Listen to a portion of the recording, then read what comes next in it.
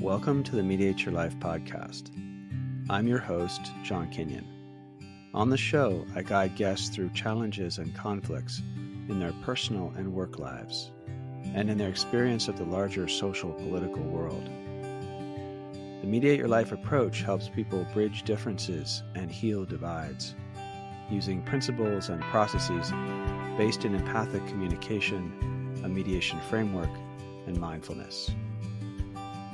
Each conversation is a forum for learning and healing, not only for the guests, but also for the podcast listeners.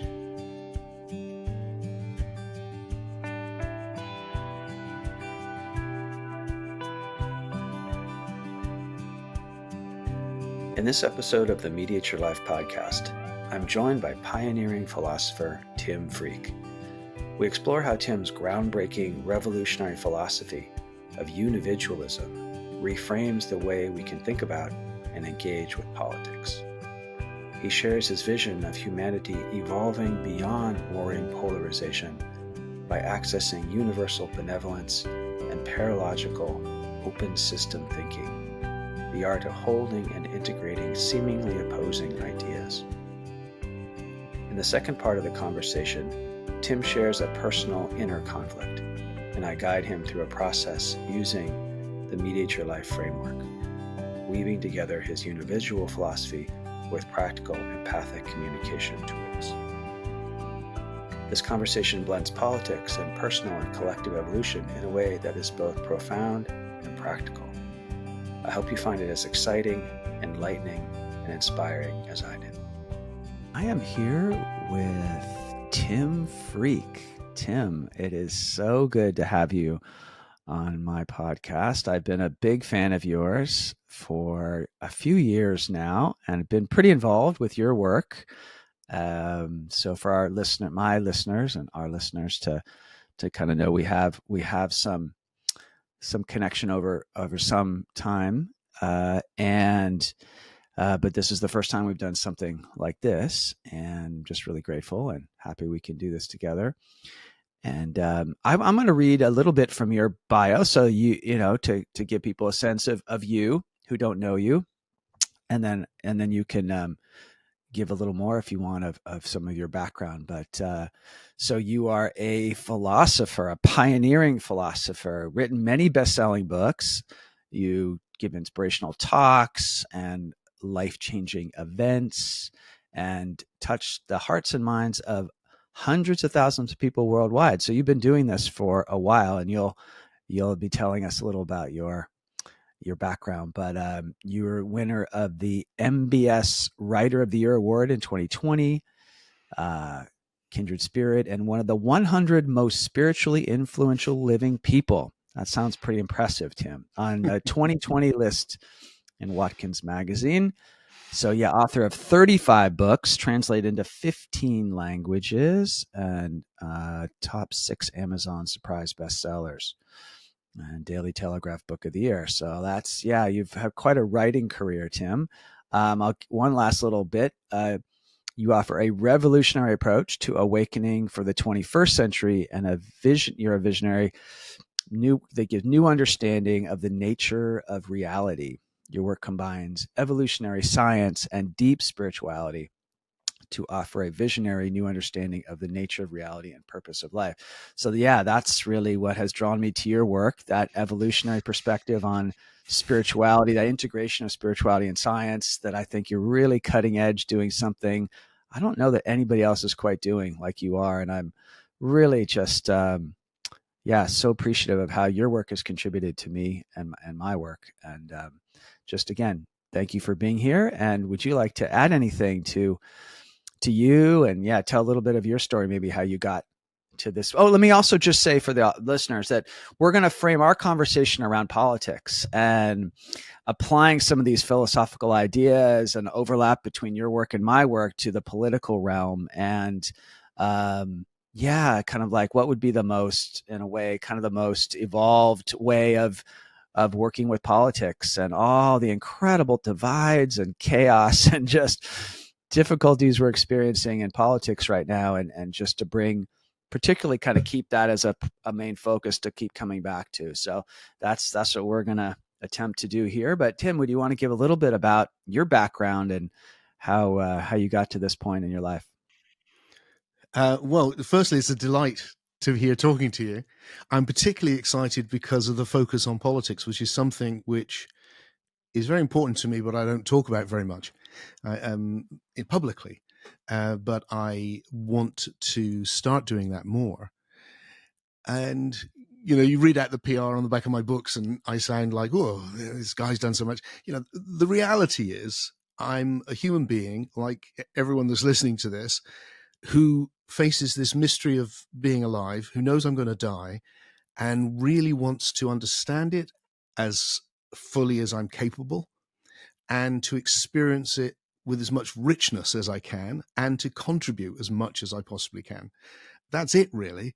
And that's led me down all these different alleys. And the seed for the spiritual and philosophical, well, the philosophical stuff has just come from me going, what the hell is this?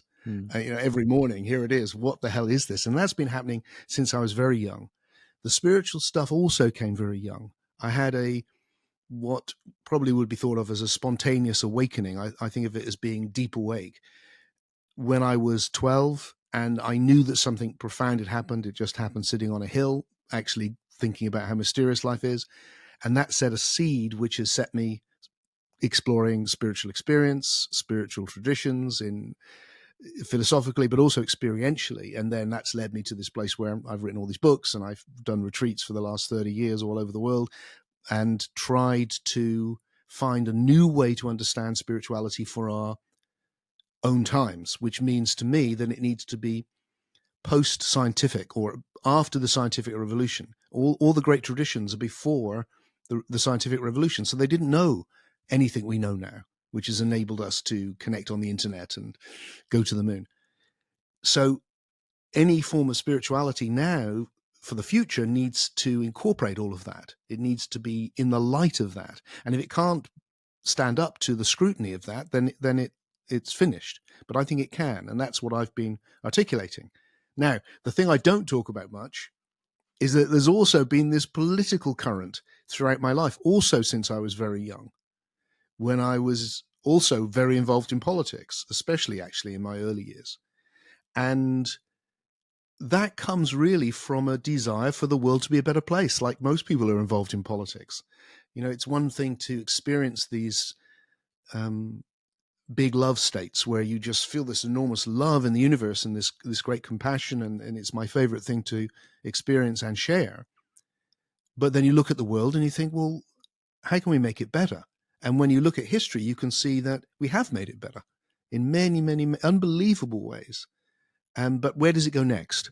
So my whole interest, really, that sums all of that up, is that from the evolutionary perspective, as you mentioned, John, we can look at the universe and go, wow, 14 billion years ago, there was just hydrogen. Now look, there's the universe, and there's you and me, there's life, and we're conscious, and here we are having a conversation about the universe. Well, that's mind-blowing, but that's what's happened. And then you look at human history and you go, oh, look, throughout human history, human beings have had a completely different sense of what this is. They've ideated reality in very different ways, and then they've behaved in very different ways.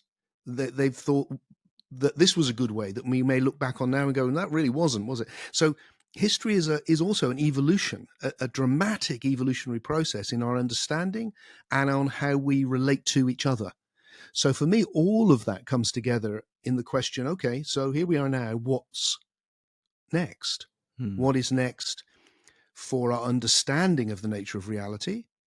What is next for how we live, and how we live together, which is politics? All of that is going to change. It will, without a shadow of a doubt. It has always. The question is, what will it be? And that's my real passion. Yeah, what will it be? And yeah, for me as well, like particularly in the political realm. I mean, I just look at the kind of challenges we're facing on so many levels, and how the politics is like we're trying to work it out as human beings, and how do we navigate these enormous challenges. You, a little while back, started to put out a little bit about your where you used to be with politics and political kind of where you on the spectrum of politics, and then kind of this change you've gone through. And do you want to say a little bit about that, kind of how you, particularly around your ideas related to politics, the journey you've been on with that, and where you are at this point, and that might be a springboard into just getting into some of the ideas. Well, kind of condensing it very much. When I was young and involved then, I was very influenced by Mohandas Gandhi. I was very interested in the ideas of the pacifist approach to life. It seemed to fit with my spiritual aspirations. That led me, bizarrely, really, for reasons I can't explain, but on the face of it, a little bit bizarrely, eventually to studying Marx, having the idea that somehow we could achieve some utopia in the way that he was describing. I studied Marx at university and majored in understanding his philosophy at the same time as all this spiritual stuff was in the background, and came out of that and left it behind. But what I've found very interesting is that I see myself as somebody who has been capable of questioning his ideas. I certainly questioned the ideas I grew up with, which led me to very different ideas. But I also think, in retrospect now, at my old age, at 65, I can look back and go, but I got sucked into a whole lot of other ideas that were operating unconsciously, and that fascinates me. And when I say unconsciously, I mean that I didn't really see my own way of ideating, which seems absolutely essential to have if you want an open system, an evolving set of ideas. And whilst I've had that around spirituality for some time, and I've had that around other aspects of philosophy, it surprised me late in life to suddenly look at my politics and go, oh, I think I've actually been operating with a closed system.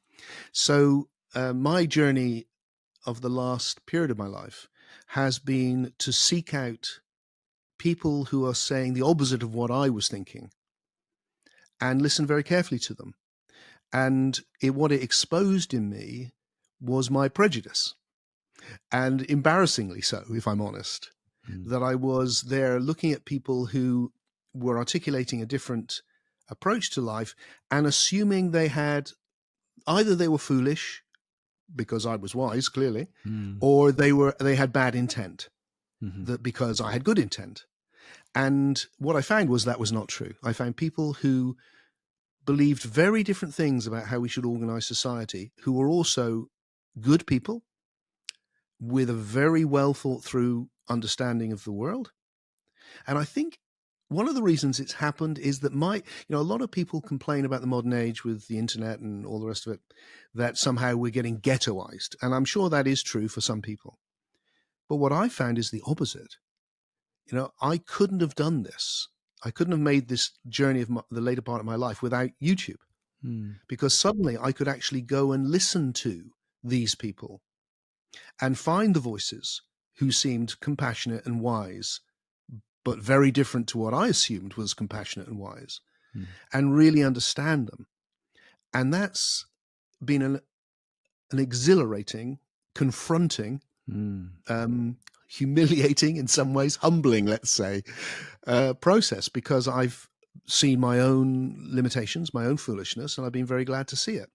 And it's been a surprise, and it's left me in a very different place. And it fits very much with my spiritual understanding, my philosophy, because I think it's to do with, I said, what's coming next. And what interests me is what's going to be the future human being, because the present human being is not the same as the human being in the Middle Ages. And that's not the same as the human being in the ancient world, let alone cavemen. We've moved, and we need to understand that. And so the future human will be different. And the name I give to the future human is a unividual, which is just a word to signify an individual who is becoming conscious of exploring the underlying unity, a unividual, that a unity between different people, but also with the whole universe, actually. And I think the ability, this last part of the journey for me, where I've come up into that unividual perspective, UP, I just shorten it to up because it's coming into the unividual perspective, enables me to see my own ideation in a way that when I'm in it, I can't see it. And when I can't see it, I can't critique it. And then I have a closed system. And suddenly I'm in this and they're the other. But when I come up, there's an openness which enables me not to just go with anything, but to be able to critique my own view and also understand the other view much deeper, possibly more sympathetically, not always. But I can reach out and connect because I've got an open ideational system. Yeah. There's so much in there. And this, I'm thinking of like another concept that I know from you, paralogical thinking, the ability to be from monological to paralogical, and in a way holding paradox, and kind of what you just said. So maybe can you say a little bit about that too, like what going up means? And I didn't really actually, I'd heard you say up, but it doesn't just mean going up kind of in a kind of metaphysical sense, but also it means, say it again. It means it's just taking a unividual perspective. It's coming into this, what I think of as the future way of seeing things. So I'm attempting to learn what that is and embody that as best as I can, and to articulate it as best I can, because it seems better. It seems better to me personally, but it seems better for how we interact. So paralogical thinking goes back a long way for me when I was looking at how we can understand that ideas that seem to contradict don't always.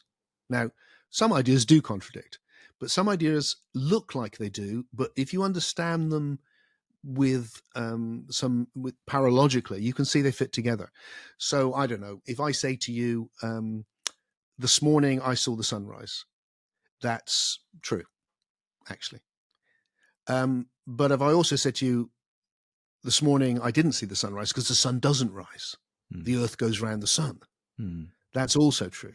But if you understand what I'm saying, you can say, well, yeah, but they're both true, aren't they? We know the earth goes around the sun, and you watched it go up because that's what it looks like. Okay, they fit together. Or if I show you two maps of London, one is a street map, one is of the metro, of the underground, and they look completely different. They don't fit together at all. But if you understand their graphic design, they do fit together.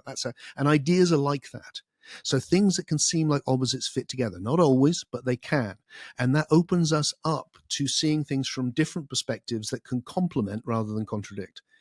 And I see that a lot in everything. I see that, in philosophy and spirituality, but also in politics. One of the key things that I see is that when I look at most issues politically, they're both good and bad.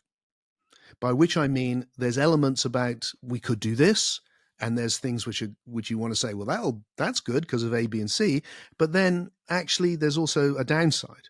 There's a cost. You go left, you can't go right, vice versa. Go forward, you can't go back. Everything you do has other effects that you may not want.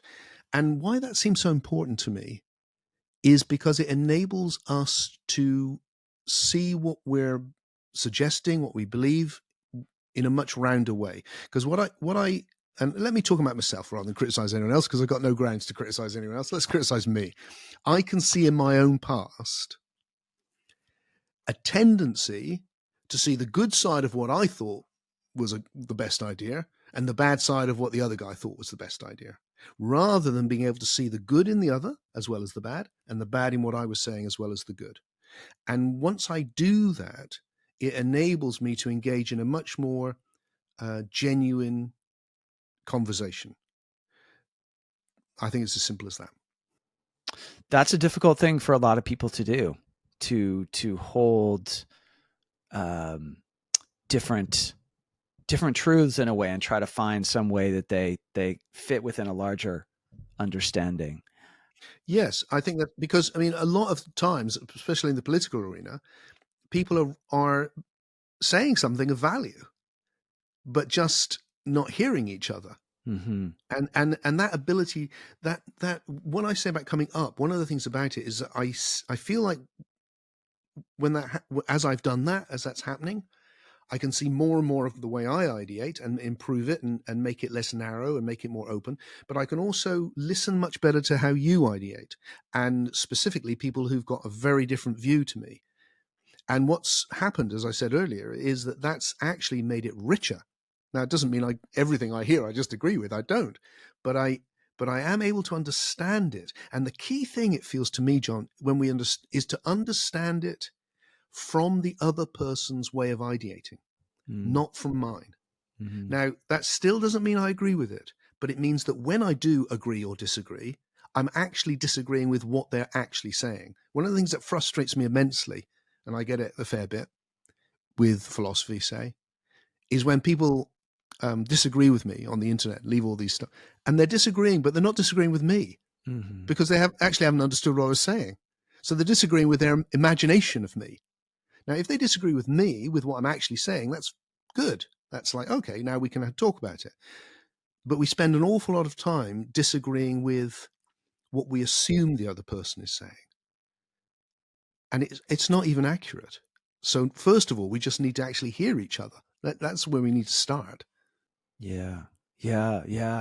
So there's something I want to kind of dig into here, like what makes it really hard for people to do this. And you talked about an open system versus a closed system. And I think we know from biology how healthy an open system is to keep bringing in new things and that interchange with a larger environment, and how healthy that is on ecological level. On any level, right? To having that, and a closed system can just kind of get stagnant and ultimately become more and more unhealthy. And yet, it's really hard for us human beings to, especially in the world of politics, and where ideas are so linked with like emotional intensity and what we, really feel passionately is good and bad and right and wrong and the way things should and shouldn't be. These social political issues that, and as you say too, we can kind of unconsciously absorb those ideas from our culture, our family, and whatnot, and not even be aware. We just have these implicit, unconscious ideas about the right way that the politics should happen, right? And the way things should function socially.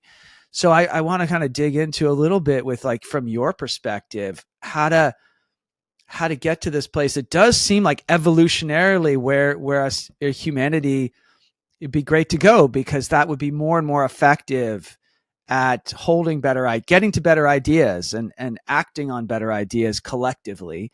And yet it's so difficult. And especially now we're seeing how polarized people are around these political ideas.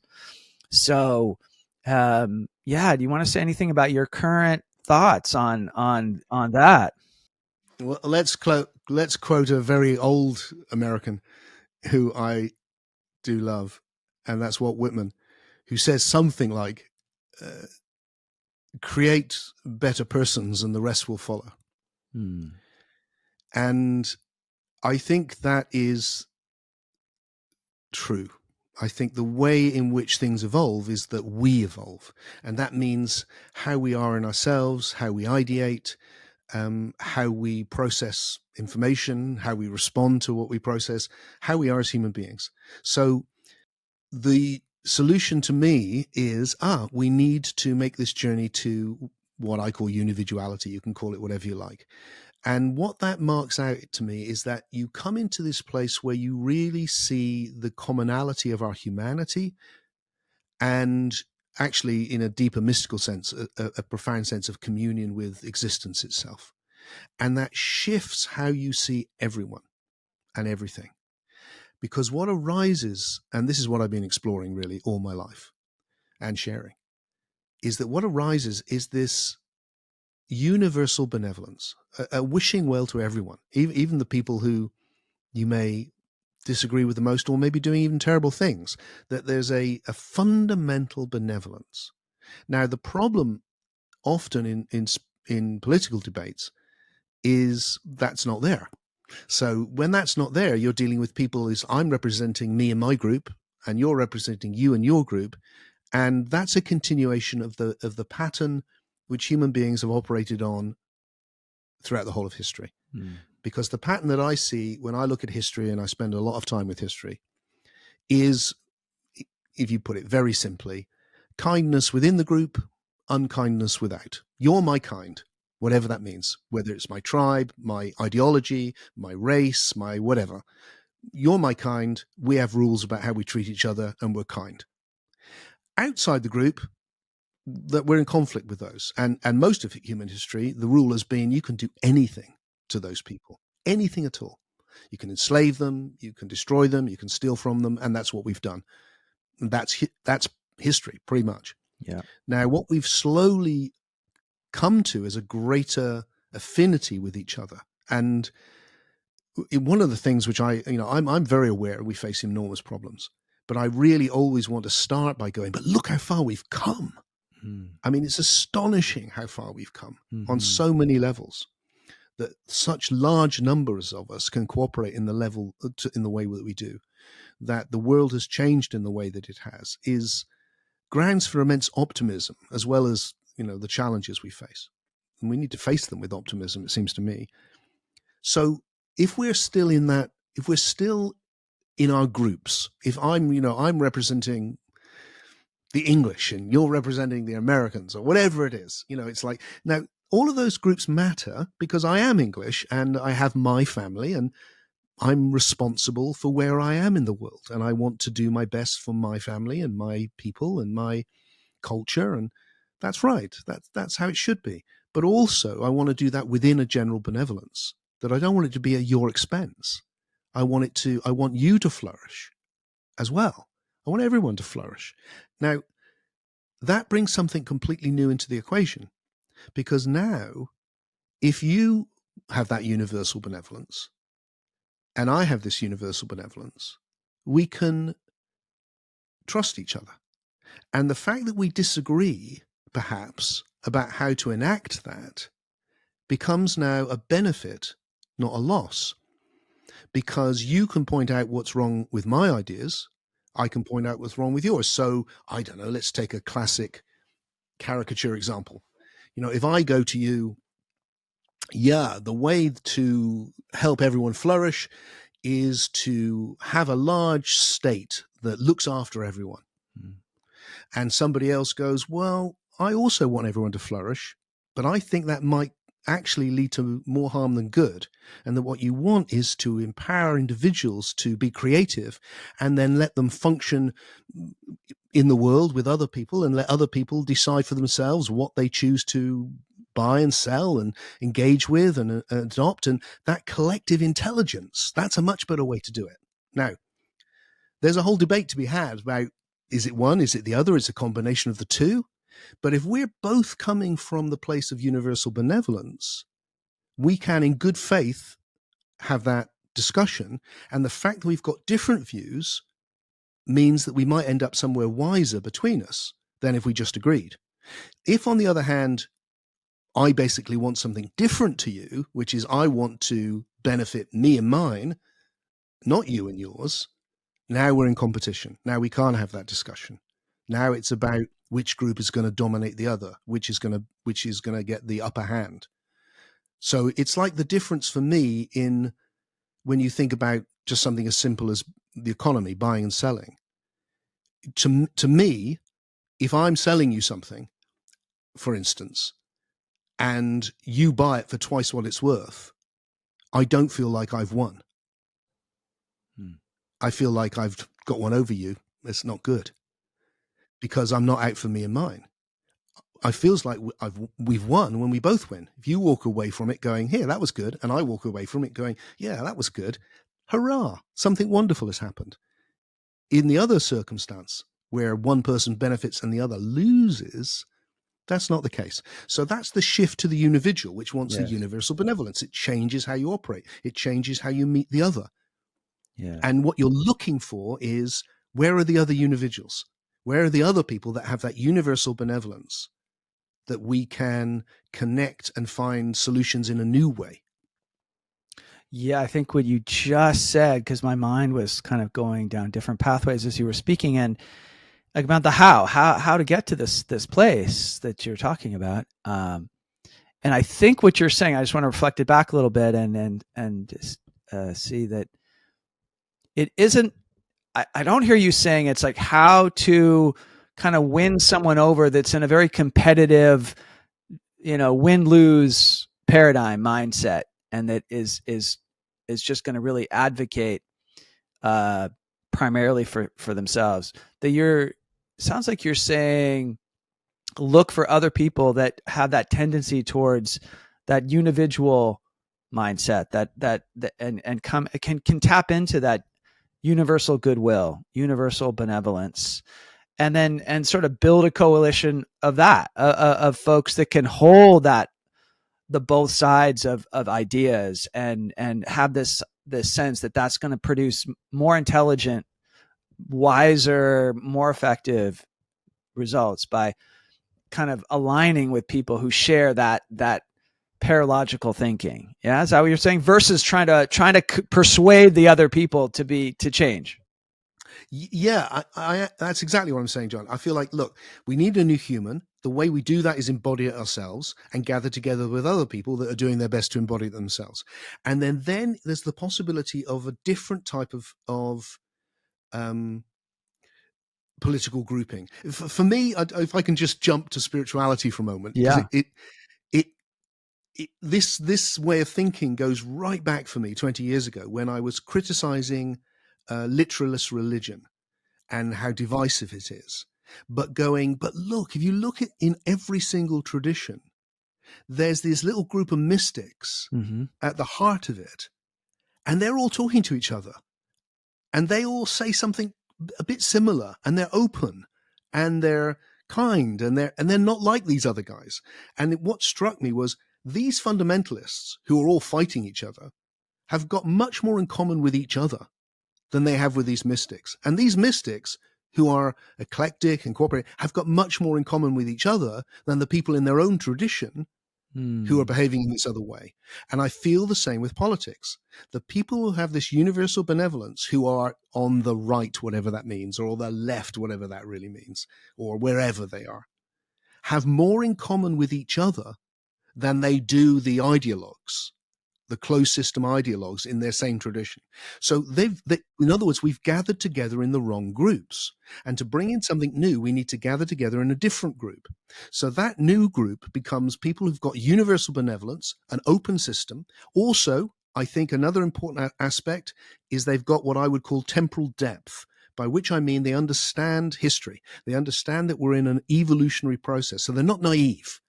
That when you talk about universal benevolence, it can easily become, like, yes, we'll just wish well and love will save the day. And I wish that was true, but it isn't. Yeah, it's not true. The world is a complex place. There's lots of bad actors. That every stage of our human journey that's got us here, the Middle Ages is still happening somewhere, and we have to live with that. And if you ignore that, at your peril. So it is not naive, but it's not cynical either, because the great thing about the evolutionary view is it goes, look, the past is still there. We have to live with it, and we have to be realistic. But the future is possible. Look how far we've come. So it's not cynical. It's not, but it's not naive. And instead, it goes, okay, let's gather together with people who've got that benevolence, have an open system, and can gather together not on the basis of policy, but on the basis of intention. Yeah. So that we're gathering together with those qualities, and we may disagree about the way forward, but we trust each other to engage with a creative process.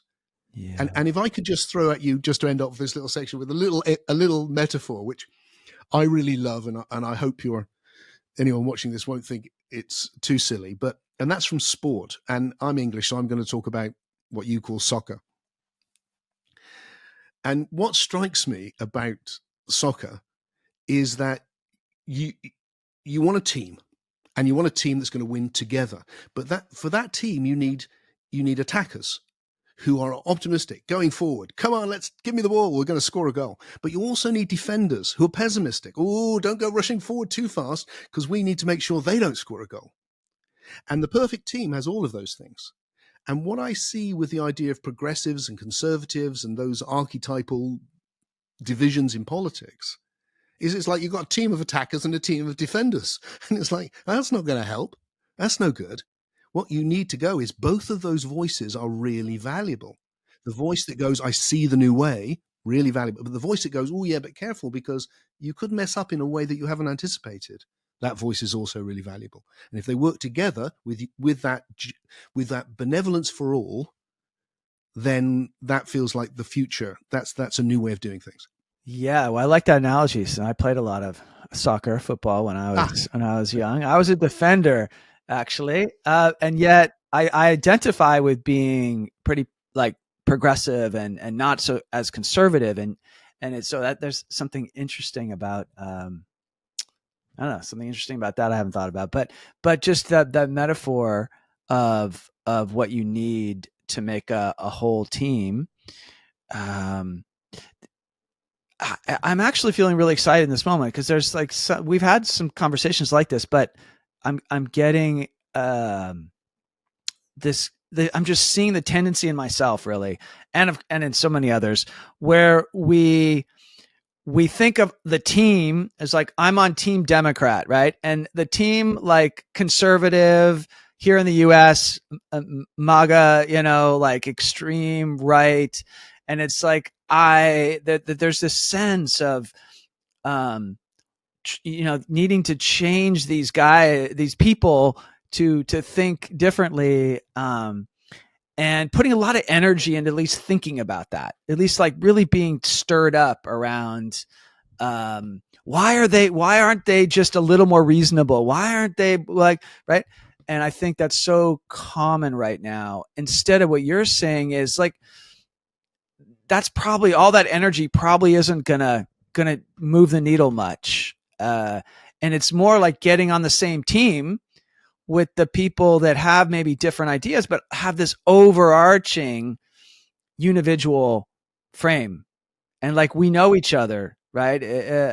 We can align that way instead of trying to get on the same team with, in ways where we just end up, kind of unproductively trying to persuade people of things. So there's something in like healthy debate is important and all that. But the insight you're bringing is maybe you already said it, but maybe say it again. Just that shift from aligning kind of politically to aligning on the sense of that overarching paradigm, that unividual kind of proclivity, and like shifting how am I trying to align myself, and then where do I put my energy.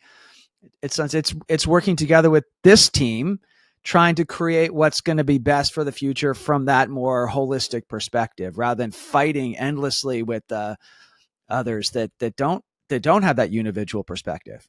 Yeah, Absolutely, John. That's beautifully put. And to realize that ideas all knit together into little clusters, and we think like crazy generalities like left and right. It's like, what does it even mean? There's a whole cluster of ideas. So you can take them apart and go, well, there's an idea in here which is marked left, and that's not a very good one at all, is it? And it isn't here, but there's another idea in left. I quite like that one. And the same with right. It's like, pull them apart, have a look at the ideas, and the shock of, it's one of the things that happened for me very early on was I got invited to, my son was at Oxford University, and they have a very good students' union where they get the very best speakers. And he said, do you want to come up to hear one of the speakers? I said, yeah, of course, love to. And I said, who's on? And he said it was, oh, I hate this getting old. It was Roger Scruton. And Roger Scruton is a very famous British conservative philosopher. He actually grew up a miner's son, but went on to be very influential on Margaret Thatcher and in the Conservative Party. And I said, and it's kind of funny, but I'm also deeply embarrassed, but I said, what that old Tory, and then a word I won't repeat. Go on then. Let's see what he's got to say for himself. That was my attitude. He was a Tory. He was a bad person. He was trying to benefit some malicious group or something or the other. You know, the rich or something. He didn't care like I cared, like the good people cared. And I went to see him. And I found an articulate gentleman, full of wisdom, humility, and love. At one point he said, and he nailed me here, he just went, you see, conservatism is all about love. It's about love of the way things are. And I found myself going, oh, what? How was it that I had in my mind about this kind, insightful gentleman, this caricature? And that was the journey of going up, coming into the individual perspective around politics. It had happened elsewhere around spirituality long ago. And what I think, and I know many people who are having this happen a lot. It surprised me. A lot of my friends are having this happen, and a lot of people contact me having this happen. It's a phenomena of our time, and I think it's in response to the level of polarization, because you think you're on the side of the goodies, and then you realize you're not. You realize there's goodies and baddies everywhere. There's good people in this place, and there's not so good. There's people who are narrow and mean, and then there's good people over here, and not so good. And suddenly you come up and you look at the things which you were supporting, and you go, oh, God. And that sense of repulsion towards the other side disappears, and you can see why others would be repulsed by your side, because they look pretty similar. They have the same irrationality. They have the same vitriol. They have the same closeness. And like the metaphor with the literist religion and the little group of mystics, you go, oh, right, these ideologues on the both sides, they're kind of the same. They just think it's like, I remember when I was young, this is a political situation for you, growing up and witnessing the war in Northern Ireland. And I used to go there a lot and talk, and seeing that the people on both sides who were violent were the same. They literally were just born on different sides of the road. Yeah.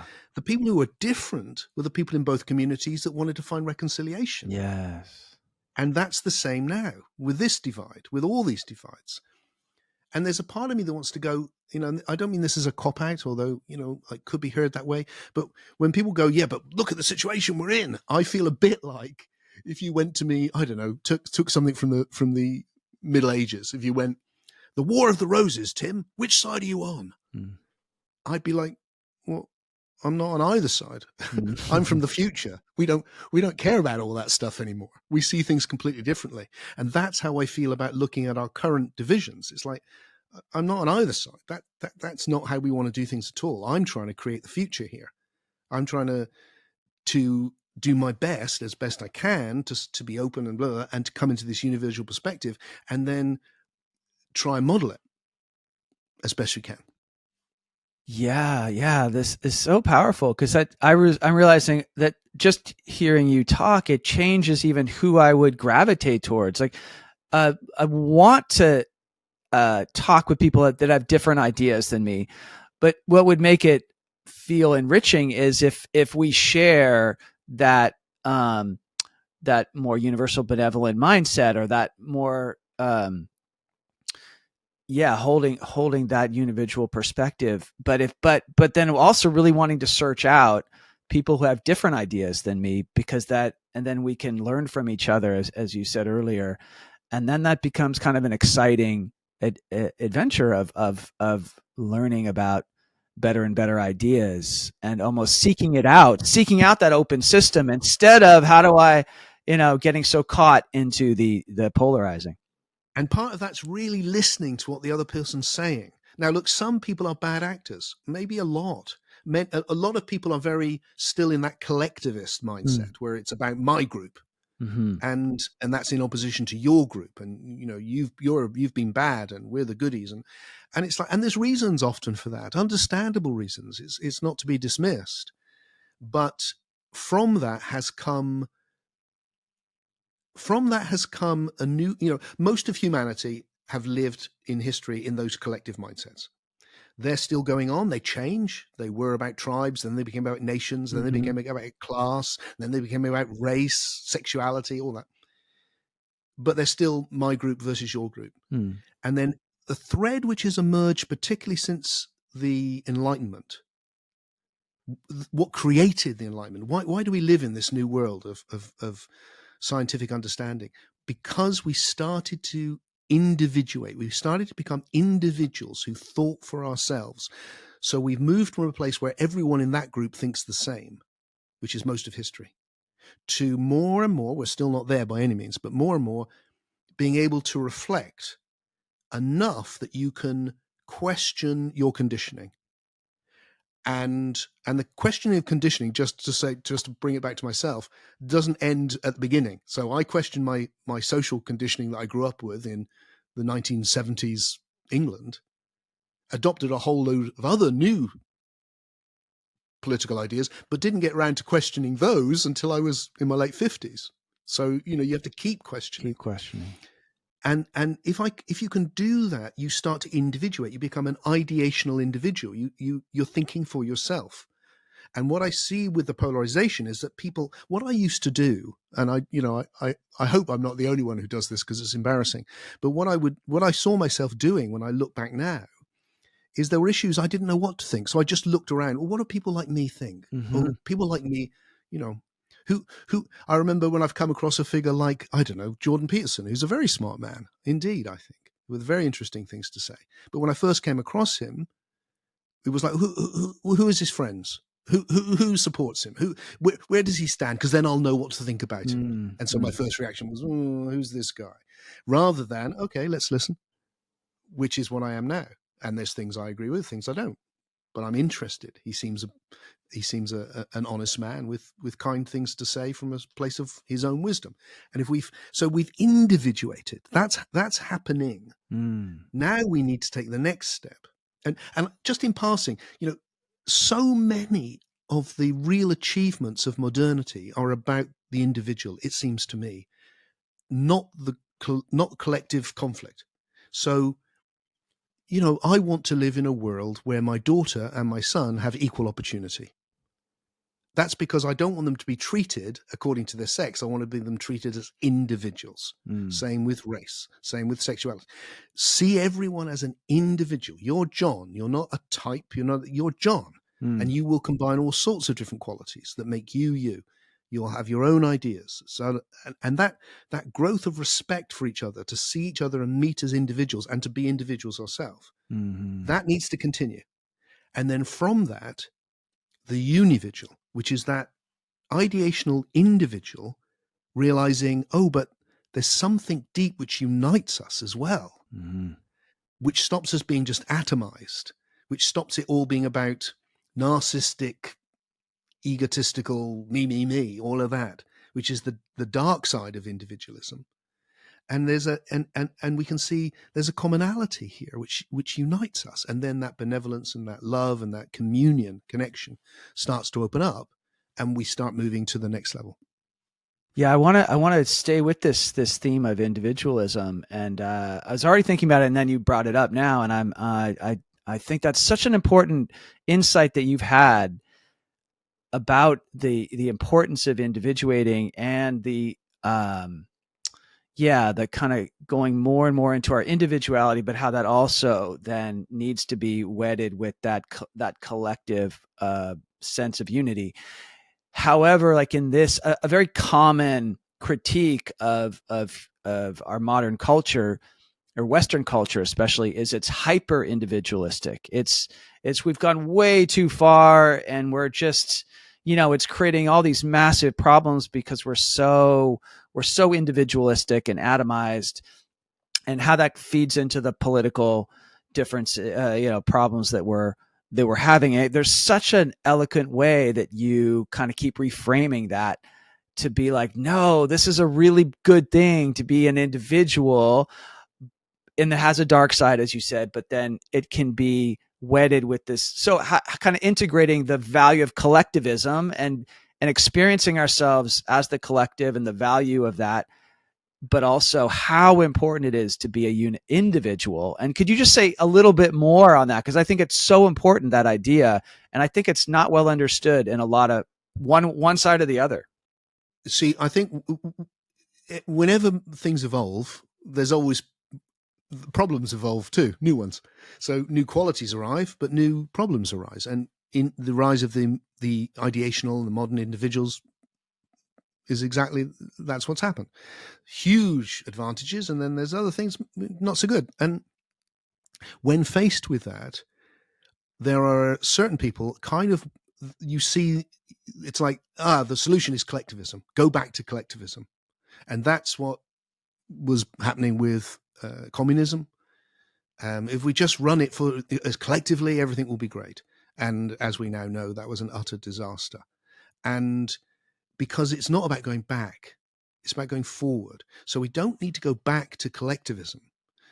That's led to the individual. What we need to do is move forward to a new type of individual, because I am Tim, but I exist always in relationship with the world and with you and with my family and my friends and the whole of humanity. So I'm a relational individual.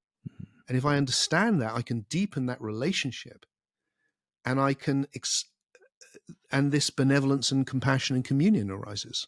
And when we do that, there's a new level of the individual. The Unividual has arrived. And that seems to me the solution, not going back to something collective. And that's really just acknowledging the way it already is, because we exist together. So the ethic that I play with, and it's a paralogical one, it's got two sides that fit together, is universal benevolence and then individual responsibility. And I see this sometimes polarized on the left and right. It's like the right that is all in responsibility. The left will have that communal benevolence. And I feel like, no, they fit together, because I have this universal benevolence, but I'm Tim and I live in England and I have these friends and I have these connections and I'm good at this, but not at that. And so I have the responsibility to do my best to bring that love, that benevolence into the world where I am. That's my responsibility, because that's where I can respond. I can't do anything about places I can't respond, but here I can respond. And that feels the perfect balance between those two principles. Yeah, and as every individual is a very unique way to contribute, and that no one else can. And I believe there's a kind of a phrase that's very, very significant to you about why each individual life really matters. And you want to say a few words about that? Well, I'm working on a big project. I've been working on it since my last book, Soul Story, intensely for 8 years now. And I'm hopefully going to launch it beginning of next year. That's the plan. And it's going to be free. I'm just going to give it away. Because I'm going to do it differently than, it's not going to be a book. I've done 35 of those. That's enough. It's going to be what I call a pod book. And that's a love child, if you will, between a book with all of that clarity of chapter 1, get this idea, chapter 2, get this idea, and so on, and the immediacy of a podcast, like communicating human to human, like we're doing. So I'll be speaking it spontaneously, but I'll have a very clear idea of the journey I want to take people on. And it's quite a long project. And it's called Why Your Life Really Matters, because it's about exploring how we understand what existence is, how we can create a new spirituality, which is, like I said at the beginning, post-scientific. It takes into account the scientific revolution and how that impacts what the significance of our individual lives and how we relate together, which is the political stuff we're talking about now. So I want to cover all of that, because to me it all fits together. It's fitted together in my life, so it must fit together.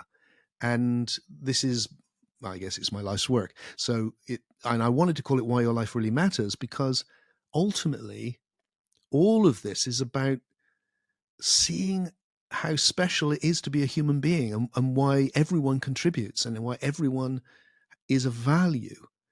And that's whether we're looking at spiritually about, does the soul survive death? Is there a greater being than us? All of those spiritual ideas, but also how do we create a better better world? How do we do what our ancestors did? Because they created a better world and we live in it. How can we do the same? Yeah. Yeah. So beautiful.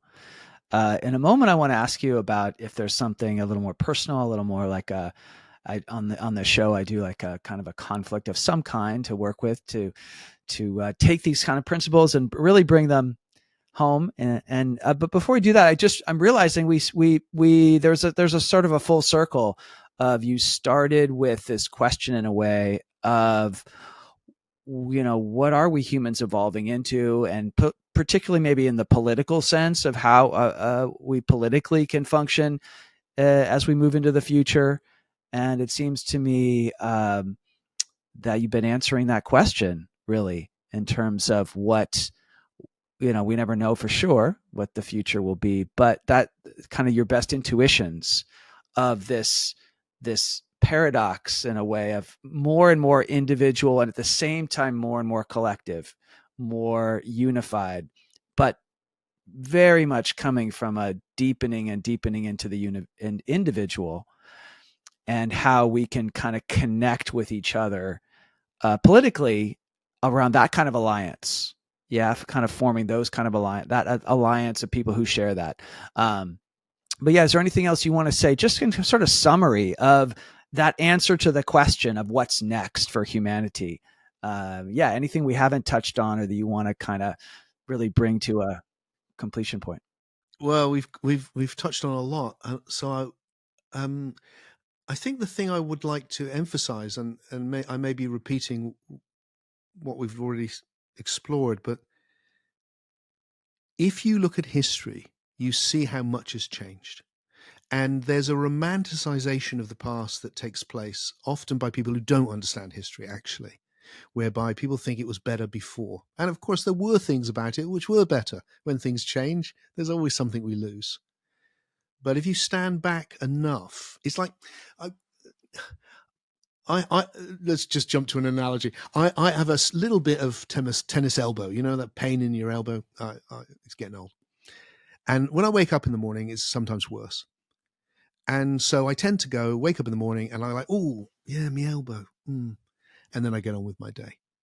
My attention goes to the place that hurts. And that's right, because that's the thing I need to make sure is okay. I don't wake up in the morning very often and go, wow, apart from my elbow, everything's functioning well. That's brilliant. And most of my life, it's all functioned pretty well. I don't do that. And that's what we do politically. And it's understandable and it's not wrong, but we need to be aware of it, which is we look at all the problems we're facing, and there's always a lot of them, always. And so throughout the whole of my life, and I'm old enough to look back now, the whole time people have been going, this is it, we're in the ultimate crisis now. And it's all going terribly. It's never been as bad as this.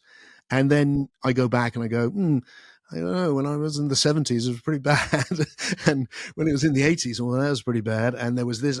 And you actually see that we're missing the point, which is, yes, we need to pay attention to present problems, but we also need to stand back and see that lovely phrase from Martin Luther King, where he said the arc of history tends towards justice. It doesn't go. It's not like progress isn't, but it tends towards the better because human beings want it to. That's why. And so, if we stand back and go, "Wow, we've reduced poverty around the world, not just in the rich countries, but we've reduced it unbelievably." It's the phrase that economists use is the hockey stick, because it goes woof. And so human history just kind of goes along and along. And then since the modern individual, since the Enlightenment, this massive increase, most children would die. Now they don't. It didn't occur to me that my children would die in childbirth. If I was born at any other time in history, it was likely. And maybe my wife too. All of that has changed. Just the amount of education that children have all over the world, women, girls, still not enough, but unbelievably, the improvement is unbelievable. So we really have achieved a lot, and it's important to see that how much that these we've got wars. We've got wars going on now. They've always got wars going on. But your chances of dying a violent death are so much less than they've ever been. That's just a fact. Now, not if you happen to live in a war zone, but as a generalization. And that's worth noticing. Just not little things, big things. It's like if I was with you now, John, and you said something I didn't like, and I don't know, that I thought was an insult to me or my family, I wouldn't feel like I had to kill you. But most of history I would have. And one of us would have to die. The routine violence happening all the time. And then, we got more civilized. And so then I wouldn't have to just attack you. We'd arrange that tomorrow morning we'd meet at 8:00 with the appropriate weapons, and then one of us would have to die because we were civilized. Yeah. And that was being done by people who were running the United States, for goodness sake. This is the most civilized people on the planet at the time did that. It's unthinkable now, isn't it? If, Obama and Donald Trump are going to meet tomorrow morning and one of them is going to shoot the other. It's like that. It would be unthinkable. And yet for most of history, it was commonplace. So to really get that, that's, I think really important. And when you get that, you go, okay, so there will be a new society. It will be created by a new human, a new type of human. Of course it will. And that type of human will be characterized by a new understanding of what existence is and what our place in it is. That's going to happen. It's just a matter of when and what it will be. And my contribution towards that is this unividual philosophy, to go, I think it's about us waking up through our individuality to a sense of unity, and then combining with other people who are also doing that to find solutions together, which we can't find on our own. Yeah, that is, that's really inspiring to me. And clarifying kind of maybe where to put attention and focus. And yeah, I find your ideas so helpful, in general and politically. And also to say too, like there are times when you talk about that optimism, which part of me, resists, because I'm someone who looks at the massive kind of challenges we face, whether it's ecologically or politically, or the possibility of nuclear war still, or the inequality with income and wealth and poverty, and you're not denying that. I think you're very much saying, yeah, there's a lot of pain and a lot of hurt that's there, and it's real. But what I hear and what you're saying is like that you're saying, but look at the evolution, look at how evolution works, and really see that even though there's always problems, and new things create good things and new problems. And so there's something that I've heard you say many times now, but in this moment, I'm always hearing in a fresh way of how, because I think what I'm getting in the context of our conversation is, how do I put into words? It's something about the politics of what we focus on, and I can fight with other ideas almost, or I don't know how to put this into words, but what you're saying is kind of, focus on the evolution and uniting with people who are just that sense of how we're evolving in more and more positive ways, without denying all the realities of wherever we are in history with the challenges we're facing.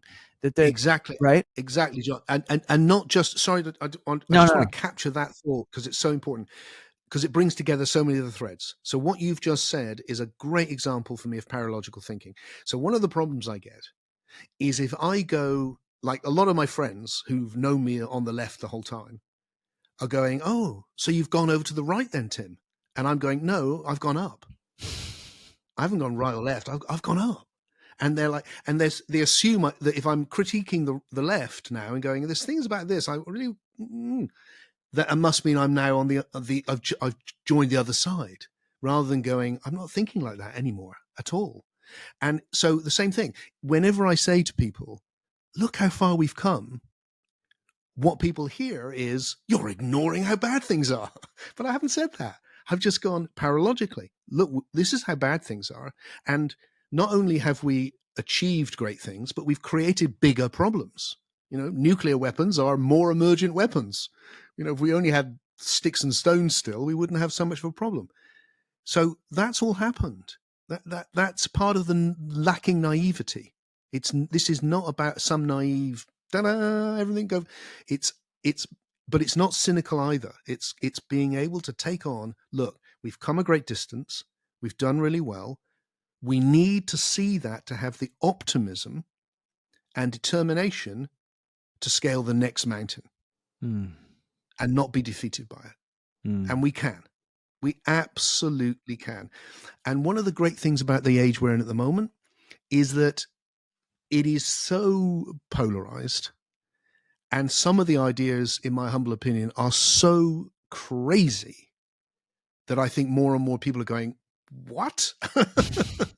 What?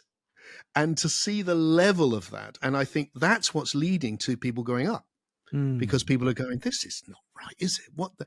Now, the most vocal people will be the people on either side who are kind of who are still very much in that collectivist, you, that thing. Yeah. And the quieter people for now will be the people going, what? This can't be right. But eventually, those are the people that will take it forward. Those people who are going, no, we need not that anymore.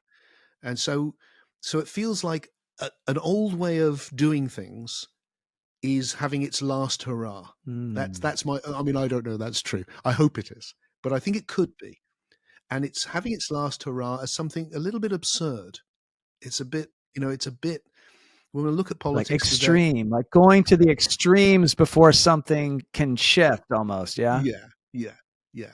And we can stop characterizing each other as, in this rather ridiculous way that we are, some of us are right now. Yeah. Wow. Okay. And it's about seeing ourselves, John. It's like one of the things sorry, you've got me going, but it's like, and this is again about myself really, of it. If anyone is listening to this, I encourage you, you will love it if you do, you really will, to just see how we misperceive each other, how we do, it's like with the current debate about misinformation all the time. And so it's what I see is people shouting at the other side, you're peddling misinformation, but they're not seeing how they have peddled misinformation. Yeah. And so there's an incredible lack of ability to see one's own shadow on both sides. So you just see the other person and project your shadow on them. They're misinformation. They're bad people. They don't care. And they're just out for themselves. They're corrupt. Yeah. Now, some of the people will be corrupt. There's a lot of corrupt people, but a lot of them won't be. A lot of them will be good faith people. Probably the majority on both sides, right? Probably. And that ability to then look at yourself on your own side and go, oh, hang on, we peddled this misinformation.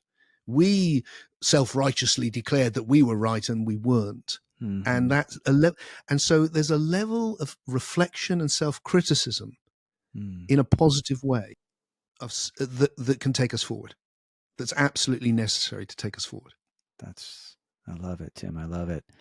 Well, can we try just seeing if there's something that, especially in this moment, as we're talking about all this, something personal for you, where there's a bit of an inner, I don't know, a place where that shadow or something that you're struggling with, that we could both apply some of these principles that we've been talking about, but some of my work as well, to just kind of navigate something internal struggle for you.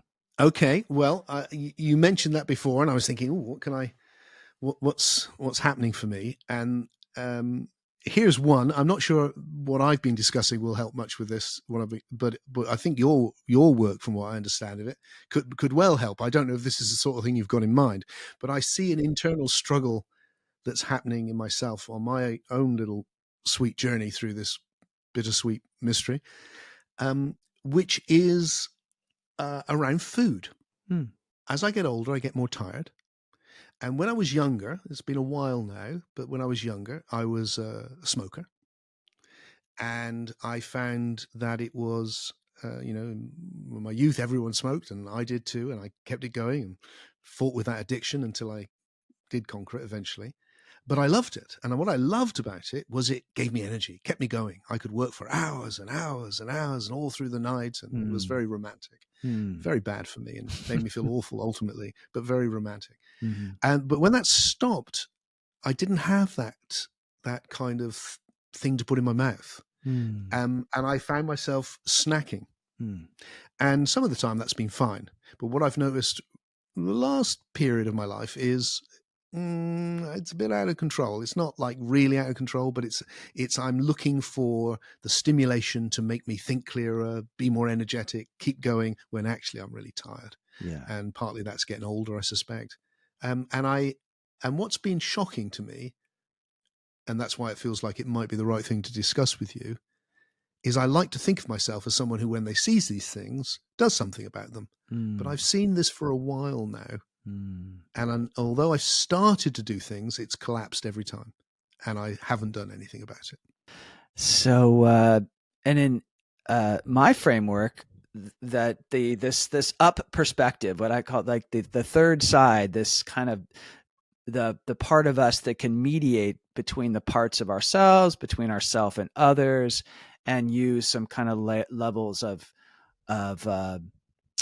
kind of human experience, human kind of information processing, what we observe, how we feel, what our universal needs are, and what we want, what our request is. So what I'd like to do is just basically give empathy with this framework to both sides of you. The part of you that wants to use this strategy, that you don't have the smoking anymore. So this is, it kind of maybe very committed, that's some part of you unconsciously to that.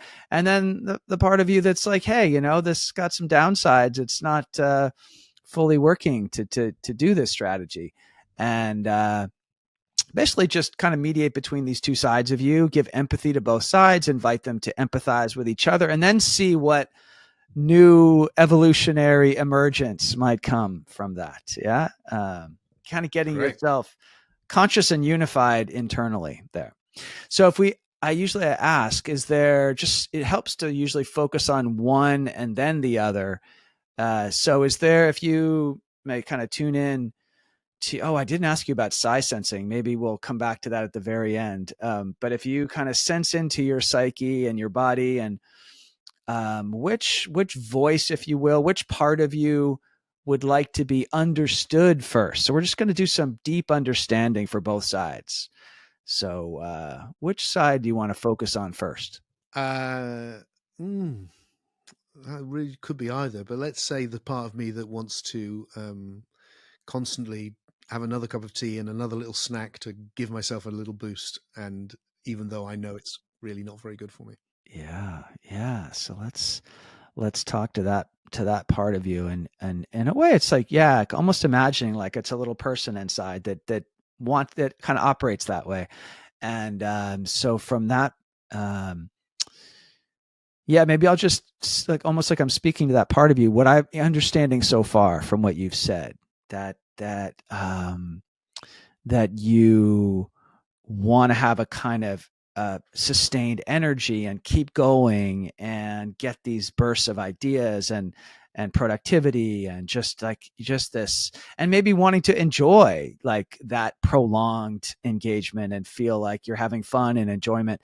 So you really want to kind of, whether it's drink or it's food or something like that, that feels like it feels good, and it feels like it's giving you something really important in that moment to sustain. Is that right? Yes. Yep. That's exactly right. And is there more that part of you would want to say to feel really deeply heard, really deeply understood for why you're doing what you're doing, even though the other part of you is critical of that, is saying, hey, wait a minute, this is not a good idea, right? Which we'll also get to. But just staying with like really almost celebrating why you're doing what you're doing, seeing the goodness in it. I would say from that part of me, I would say that what I'm trying to do with my work is so important to me, the rest is of very little consequence. And although I know it's short-termism and there may be a downside to it, it doesn't matter, because this matters more. And Yeah. that the rest is neither here nor there. I just need to focus on what really matters and not worry about the rest, and if it helps, even for a short moment, then that's what I have to do. Because what you're doing, the work you're doing, you see as really your contribution to what could make life better for others, Yeah. for the world. And that feels so kind of this overriding importance of being able to do that. Yeah. Okay. And then, so those are some of the deeper needs behind this strategy of kind of keeping yourself going that way. And in this moment, I think it's often helpful to really deepen into like the body and your physical sensations, your emotional. So right now, from this part of you that's speaking, what are the feelings that are there as you talk about this? What emotions do you notice, or any physical sensations that are there from this part of you? If I close my eyes, I go off somewhere else. The thing which is there for this part of me, I would say, is a kind of a rush. I'd say it's also linked to feeling like I know an awful lot of dead people now. And I, I've had two friends just die last week who not very close to me this time, but I was with another two people who were also dying. And so I'm aware that time is very precious, and that I feel this impulse, this impetus to do what I'm trying to do and get it to the place where it can at least benefit people if they want it to without me. Yeah. And so I'm in a hurry. And then I'm frustrated by the fact that I can't maintain the levels of activity I did when I was younger. I really can't. And I certainly can't when I was being fueled much younger, but being fueled by nicotine and all of that. So that kind of frustration feeling, that needing to, like in a hurry. Yeah. Right. So there's frustration. Sounds like there's this rush in a way of intensity of making the most use of the time you have remaining.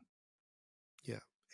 And in a way that has little space for other concerns. Yeah. But yeah, on that emotional level, it's just this kind of, this I don't know. I wonder too if there's almost a grief of the, if you weren't able to give all that you wanted to be able to give, you don't want that. And there's a, Definitely yeah. there is, John. Definitely there is. I would say that I am somebody, again, since I've been very young, that has a very high level of feeling responsible. And like most things, that's paralogical. There's part of that I really love, and there's part of that which is a little bit too much. And so I feel responsible. I feel I've had this most incredibly lucky life. And I feel responsible for sharing what I found by having such a lucky life and doing some good while I can. And so I would feel like I maybe even a grief, maybe even a fear, maybe is the right word, a fear of not being able to fulfill that. Yeah. Or not being cut short in that, or lacking the necessary qualities to bring that to fulfillment. Yeah, I think that's all mixed in with it as well.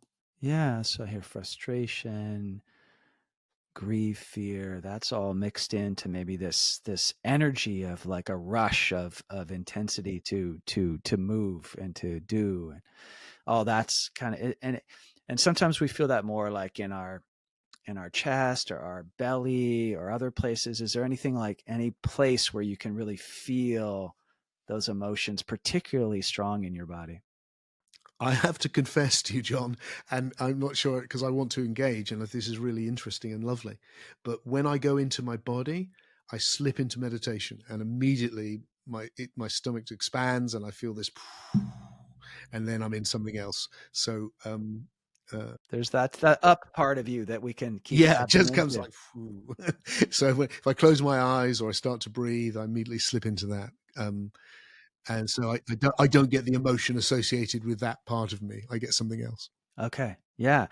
Well, this you've given a really good sense of speaking from that part of you and what you experienced there.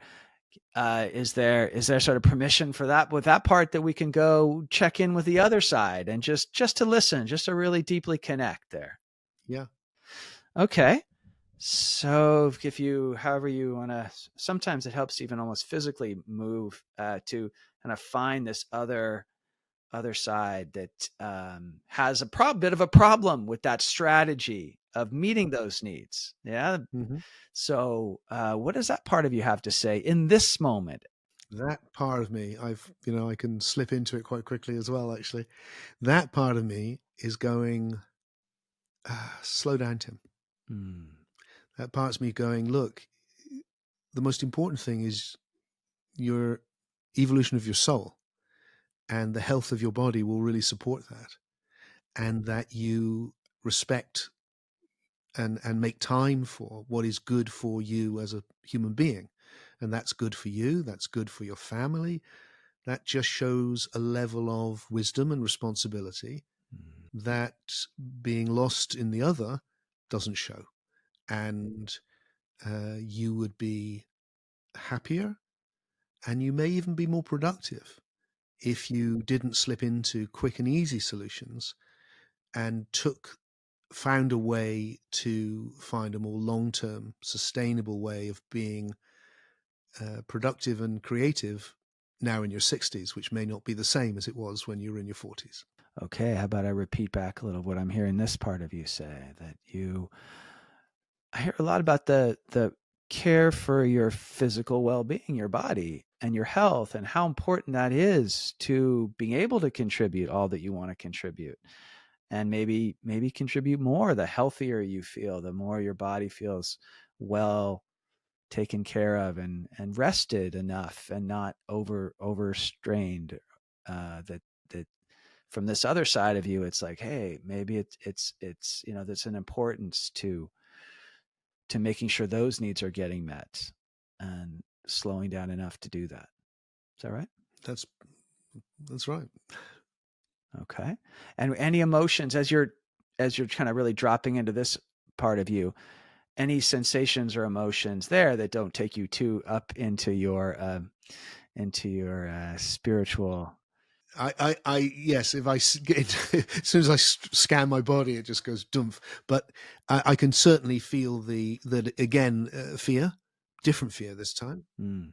So the fear now is that I will be so intent on doing the thing I want and feel the need to do to be responsible, that I will not be responsible so that I will actually undercut that. Mm-hmm. Now, I don't feel that too strongly because I don't feel like it's not like I'm taking heroin every day and I'm not smoking. So that was good because I certainly had it stronger then when I was younger. But I still feel, I feel more, actually, no, the strongest emotion I think is one of a lack of respect for myself, that I'm not showing the level of discipline that I think would be better. The level of discipline that goes, no, I'm not going to do that. I'm going to do something else. And that when I have periods where I do that, I have periods where I fast and I have to be, I do feel that then. I like that. I just haven't sustained them and then fallen back into old habits. And I think there's a lack of, when I see myself just playing out habits that I would prefer not to play out, Yeah. I lose some self-respect. Yeah. Okay. So there's, I wonder if it's a little bit of disappointment, just a little kind of a twinge of some disappointment Yeah. right? Around wanting to feel this respect for how you take care of yourself, and an integrity with your values around that. Yeah. Yeah. Yeah. Okay. So little bit of fear of, wow, if I don't take good care of my body, what's going to happen? And a bit of disappointment about kind of being really in harmony with what you value about that. Yeah. Yeah. Okay. So does this part of Tim feel heard? Anything else you want to say from this part of you? No, I think that's the essence of it right there. Okay. And can we just do a little quick thing of, from now that you're kind of rooted in this, I don't know, sometimes it helps to have like a name of like, healthy Tim, or what, if we gave it just a quick little handle of a name to this part you were just talking to, what might be a good, just to refer to this part? What's the name? Yeah. Healthy Tim, self-disciplined Tim. Healthy, self-disciplined Tim. Okay. So from that, from self-disciplined Tim, Mm-hmm. would you just out loud a little bit, just kind of say back what you're getting is going on for the other one, whatever, I don't know what we'll call that one yet, maybe the contribution Tim or something like that. Yeah, creative Tim. That's Creative because Tim. there's a whole thread to my life where I've been intensely creative, and it's always a little bit close to the edge. It's a little bit like, throwing everything else disappears, and when I was younger, it was quite extreme. So yeah, I know him well. Goes with the stereotype, at least, with the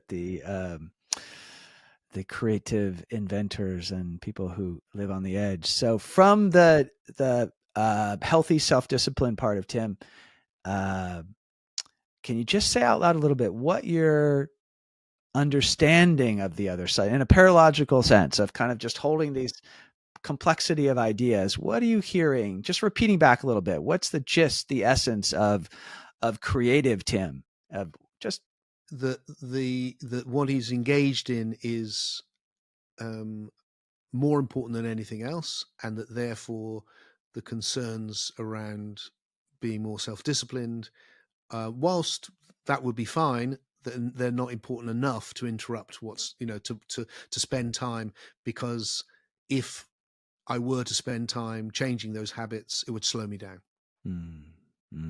Okay. And we'll check in with that creative Tim in a moment. But the emotions, that seemed important to me. Just that there are like three main emotions that that creative Tim was able to speak to. Do you remember what those were? The fear of not fulfilling the destination, not reaching the destination, not contributing. I remember that one. I can't remember the others. What were the others? Frustration and Oh, grief. frustration. Yeah. Frustration at not being. That's right. Yeah, of course. Frustration at not being able to um, be as energized as when I was younger. Mm-hmm. Yeah. Yeah. And then I heard the grief about, well, if you weren't able to, if you didn't quite Yeah. give all that you had to give, and the fear and the grief of that. Yeah. Yeah, they fit together. Okay. How about we shift over, just find the creative Tim again, and just, do you feel heard? Do you feel like, yeah, the health oriented Tim kind of got it, is understanding, and it's, you feel anything you would want to say? And if not, if you feel like, okay, yeah, you're being seen now, can you do the same for the healthy discipline Tim? What is, you don't have to agree. It's important. You don't need to Yeah, agree no, with anything. I mean, what's so interesting about you taking me through the process, John, is I started this saying, I'm not sure this is quite what we were talking about, but it'll be interesting. But it was exactly what we're talking about, which I see now. But in a completely different setting. So what I'm saying back to self-discipline, Tim, is I get that you're looking out for me, that you want this to be sustainable, that you know that if I've got that sense of self-respect, that I can perform as a human being in everything I do on a higher level, and that really the message is one of short-termism, which is look, not now, I'm busy, and a more long-term approach, which goes, no, but if you take the time, it will be better for everything, and you'll be pleased you did. And there's part of me as creative Tim that quietly thinks that might be true. Okay. So does self-discipline Tim feel heard, feel understood by the Yes, other? Yeah. yes, yes. Okay. So now I'd invite you to kind of just in my framework, it's sort of finding that that overarching kind of mediating perspective. But for you, it'd be the up perspective, the individual that can hold the paradoxical, these two sides, right? Kind of both sides.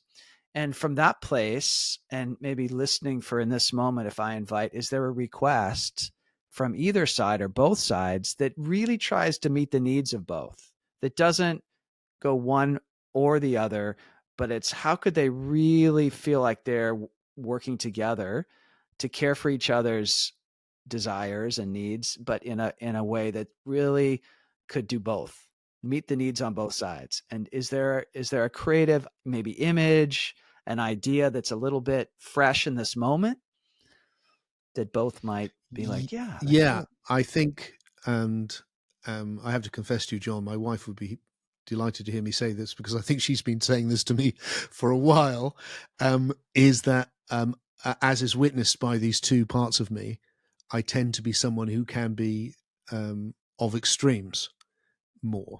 So, like, there's a self-discipline part of me would like to come in and go, right, we'll sort of change all of this and we'll completely go to this extreme. And the other part of me is like, no, ignore that. We've got to go off and do this. And I think when I come to that third chair, what seems obvious is, well, just find some small things that you can do straight away, which will allow you to move further in this self-discipline direction.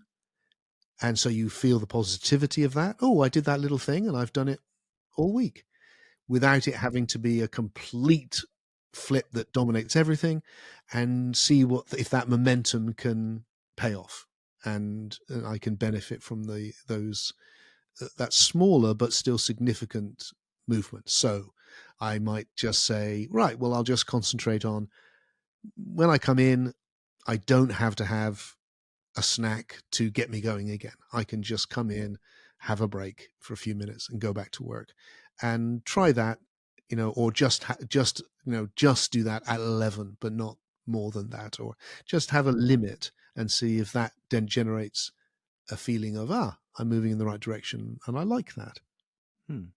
So this kind of image of sort of smaller little things, and maybe building some momentum, but allowing it to be kind of organic and not kind of pushing too hard for some radical change really quickly. Yeah.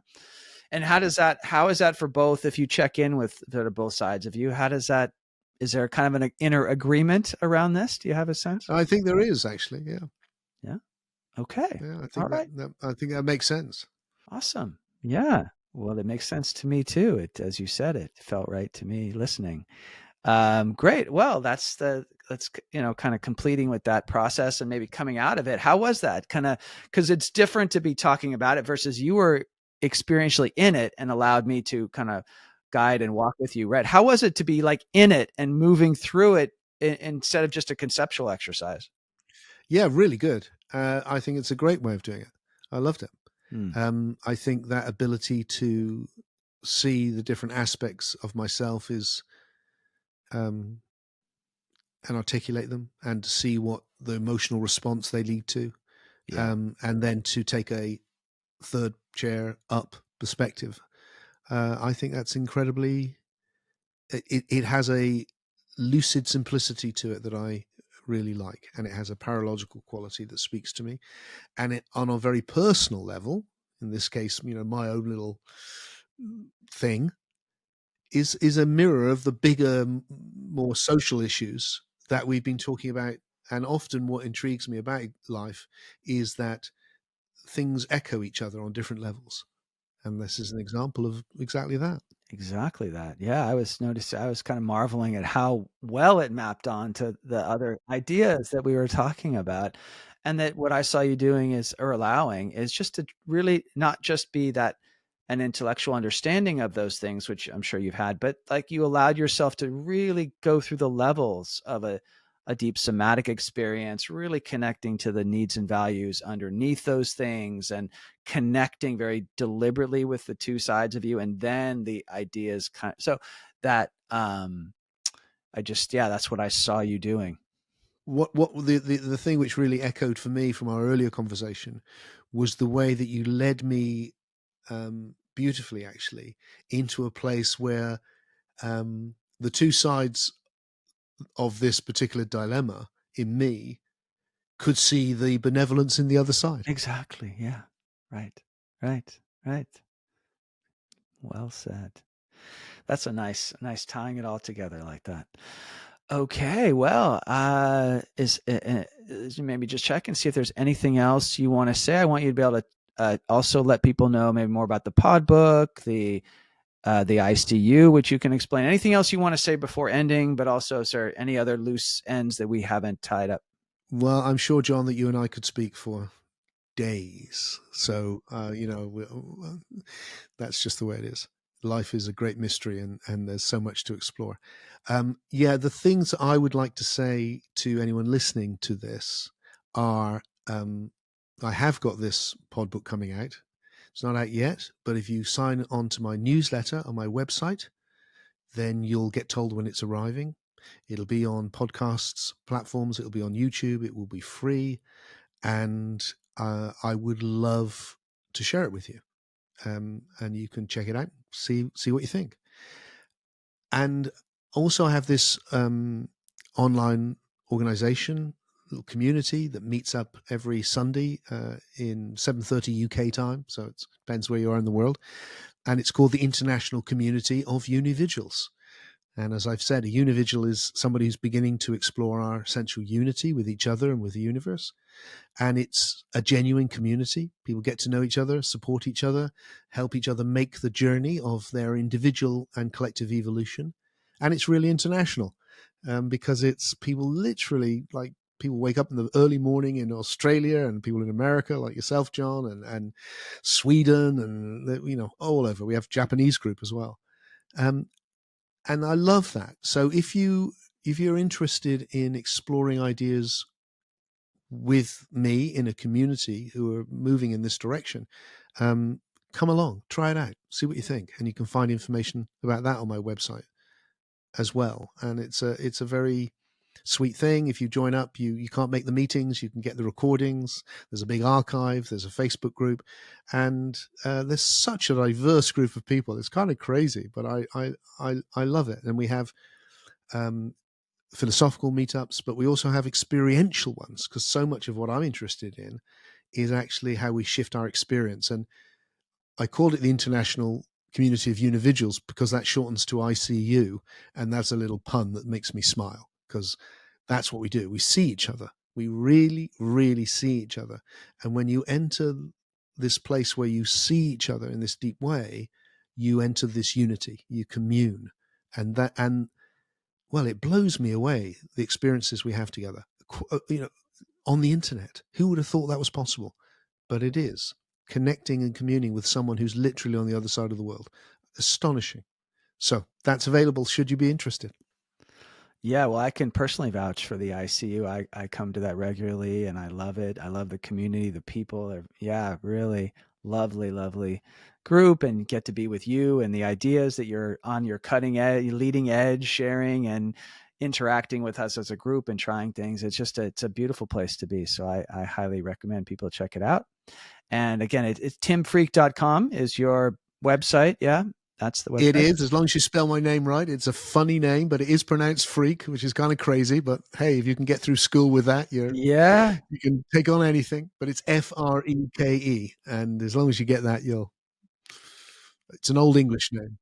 We'll put the information in the show notes as well for folks. And yeah, well, Tim, again, thank you so much for this. I loved this conversation. I had so much fun with you and it, and it was really opening up like epiphanies for me as we were talking. So yeah, best of luck on the pod book, and I'll be, of course, seeing you at the ICU and any other communications we have. I'll follow up with you about this podcast, and yeah, just thank you so much. Thank you, John. I've loved our conversation. It's been great. Yeah, and your good work in the world is making such a difference, I think, for me, and I think the new what we're evolving into. I think your ideas really are going to be part of that, are part of that. Yeah. All right, Tim, take good care.